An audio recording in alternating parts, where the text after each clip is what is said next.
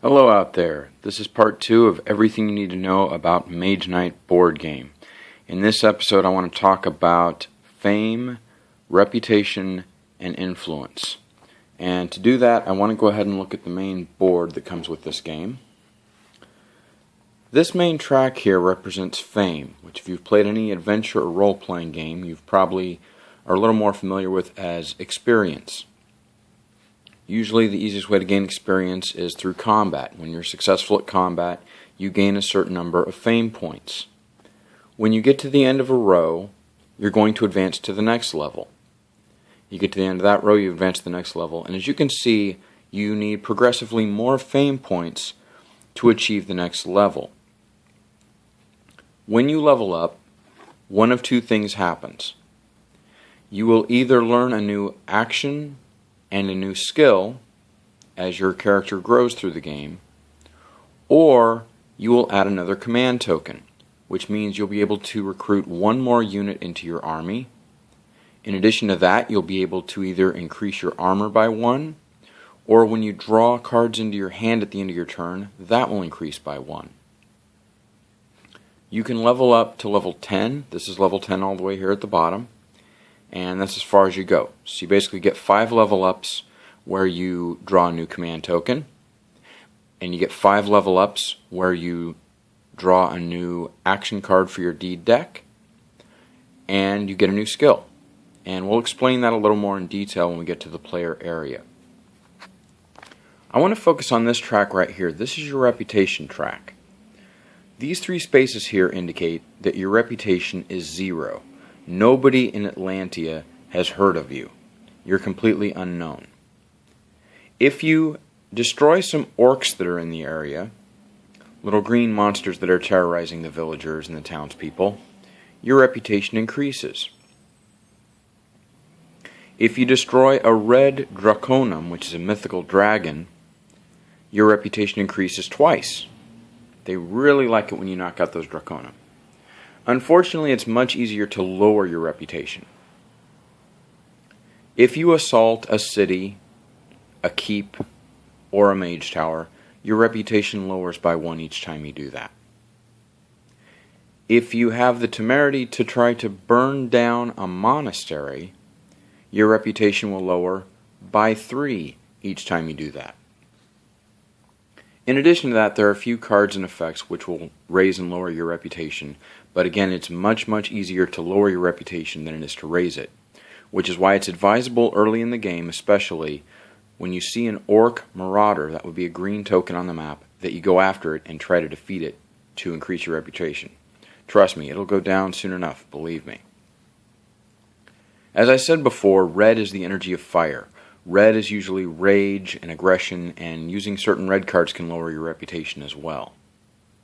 Reputation is important because when you go into a localized site, you're trying to recruit new units for your army, which, as I said, you can add a new unit every other level up. When you go to an even or an odd numbered level, you're going to add or have the opportunity to add 1 more unit to your army.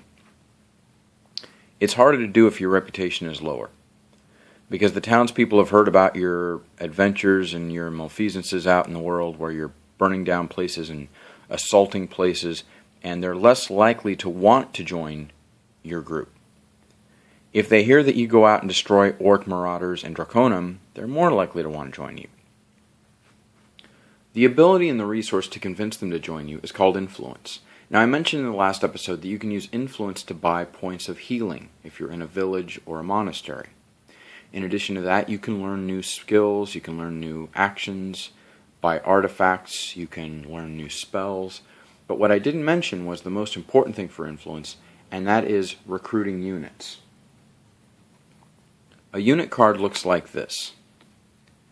It has its level 1 or 2 in the early game. We'll get to another game where they can be level 3 or 4 if they're elite. They have a silver back, by the way, when they're level 1 and 2. They have a gold back when they're elite. It has their armor cost, and it has the 2 or 3 or maybe 4 tactics that they can do. It'll also let you know where you can recruit the unit. For example, this unit can be recruited in either a mage tower or a monastery. Most importantly for us, though, is this number up here in the upper left-hand corner. This informs us how many points of influence are needed to recruit this unit. In this case, it would be 7. So you check your hand, and you check what skills you have, and what units you control, and whatever abilities you have to generate influence. You need 7 influence to add this unit, the Illusionists, to your unit area. But don't forget about this reputation. If your reputation increases or decreases by 1, nothing happens. You stay at 0. You see there are 3 spaces marked 0. If your reputation drops twice, it goes to -1. And if your reputation is -1 and you want to recruit these Illusionists, you now need 8 influence because you have to pay this penalty. If it drops a 3rd time, it stays at -1, but if it drops a 4th time, now it goes to -2, which means you would need 9 influence to recruit them. If it drops once more, it goes to -3, drops once more, it goes to -5, and if it drops 7 times without raising, this X means that you can't even interact with these locals. They won't even speak to you. On the other hand, if your reputation increases twice, you get a +1 bonus, which means these Illusionists only cost 6, not 7. If it increases a 3rd time, it's still +1, but if it increases a 4th time, your reputation is +2, which means these Illusionists only require 5 points of influence to generate. That's basically where reputation comes into play. And by the way, if you're using the influence to buy points of healing or to learn new actions or spells or things like that, you don't have to worry, you don't have to take into consideration the reputation. You just worry about having enough influence. Now, influence can come from a number of sources. In your starting hand, all players have a white and a red influence card. You have 16 basic actions, and these are 2 of them. These deal exclusively with influence. 3 of your Mage Knights are going to have a card called Promise, which is the white card. Norawas will have a slightly better version of this card in his hand called Noble Manners, but they basically do the same thing. They give you 2 points of influence towards recruiting units or healing or buying things.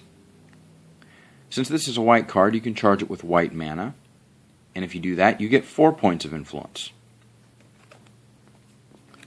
This is a red card, and you can tell by the artwork the distinction between this handshake and what this Mage Knight's doing with his hands here. Very, very aggressive, very intimidating. He's threatening, and you still get 2 points of influence. If you charge this card with red mana, you get not 4, but 5 influence.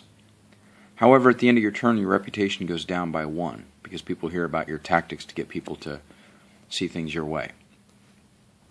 2 very similar cards that provide influence, but because of the color, you see there are 2 different methods, and there are 2 different outcomes. This will give you 4 influence at its highest effect. This will give you 5 influence, but your reputation will go down. In addition to that, you have certain skills that provide influence. Notice this outline here of a skull, a head here. This is influence. And you can see it again there too. That's the symbol for influence there. Also in the upper left-hand corner, that indicates what kind of basic cards these are. They are influence cards. This skill, which belongs to Arithia, Blood Cultist, gives you 2 influence during the day and 3 influence at night. That's called Dark Negotiations. And you can stack these. Also the Illusionist, I didn't mention this unit here, notice that one of its abilities is it gives you 4 points of influence. Units, by the way, can only be activated once per round. So the command token that's over it that designates that it belongs to you gets moved and placed on top of this unit, and then it's spent. So if you use these 4 points of influence, you won't be able to use this Illusionist for anything else for the rest of the round. But if you needed to,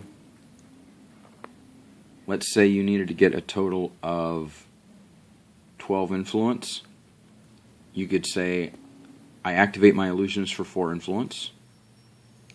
We're assuming this is a day round. I get 2 influence from Dark Negotiations. You would keep this skill in your play area, by the way, after that. I get 2 influence from Threaten. And if you have a white mana crystal, you charge Promise and you get 4 influence for a total of 12 influence. 4, 8, 10, 14. Sorry, that's 14 influence. My math's not perfect. No, it is 12. It is 12. I'm sorry.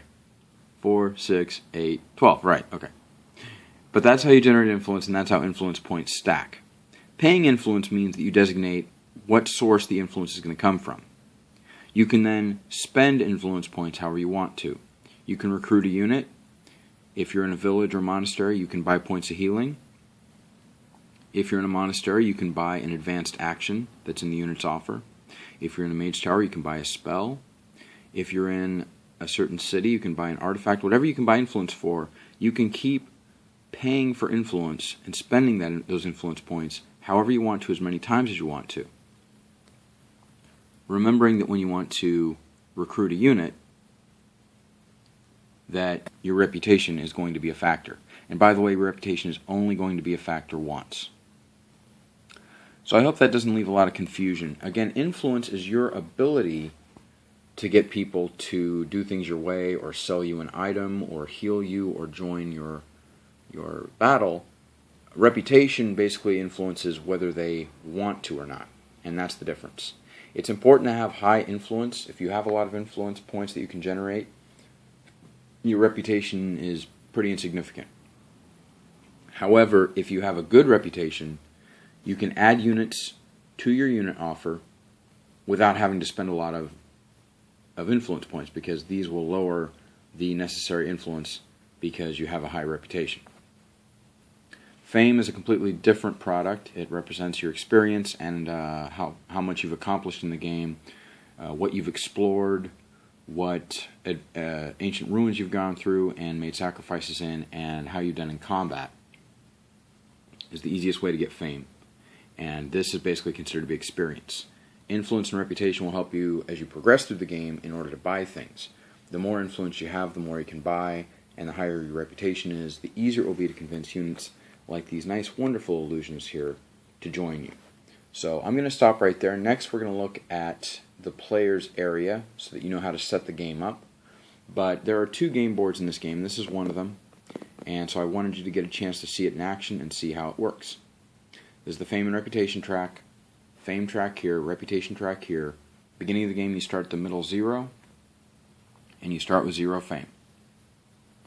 We'll come back to this board obviously a little bit later on, but for the rest of the setup, I want to focus on the player board. I hope that helped out, and I hope it's shown some light on a little bit of these many components in this box. Again, don't get frustrated. Take your time with this game. There's a lot to learn, there's a lot to digest, and you will get there. Until next time, thanks for watching. GLHF. Good luck, have fun.